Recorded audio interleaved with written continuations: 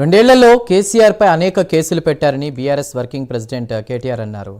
ఏమైనా అంటే phone tapping అని హంగామా చేస్తున్నారని మండిపడ్డారు. రైతులకు యూరియా కూడా ఇవ్వలేని పరిస్థితిలో కాంగ్రెస్ ప్రభుత్వం ఉందని కేటీఆర్ విమర్శించారు.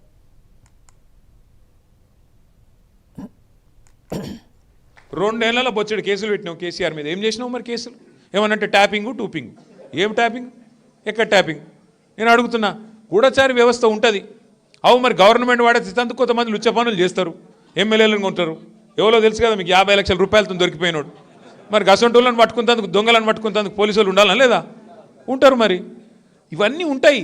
రాష్ట్రం నడిపే పద్ధతులు, రాష్ట్రాన్ని ముందుకు తీసుకెళ్ళే పద్ధతిలా జరుగుతాయి ఇవన్నీ.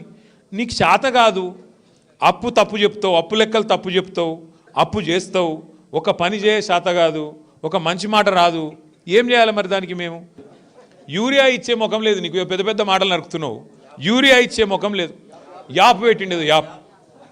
యాప్లు ఇవ్వాలంటే షాపులు ఉండాలన్నా లేదా? ఆడ యాప్లు ఆడికెళ్ళి వస్తుంది. షాపులో లేకపోతే, అసలు సరుకు లేకపోతే యాప్లు ఆడికెళ్ళి వస్తుంది. గా తెలివి లేదు నీకు. నీకు యూరియా ఇచ్చే ముఖం లేదు, ఇచ్చిన ఒక్క మాట నిలబెట్టుకునే ముఖం లేదు. పెద్ద పెద్ద ఏతులు, ఓహో అట్లా, ఓహో అట్లా, ఓహో ఇట్లా, ఏందో ఇంకో కొత్త కథ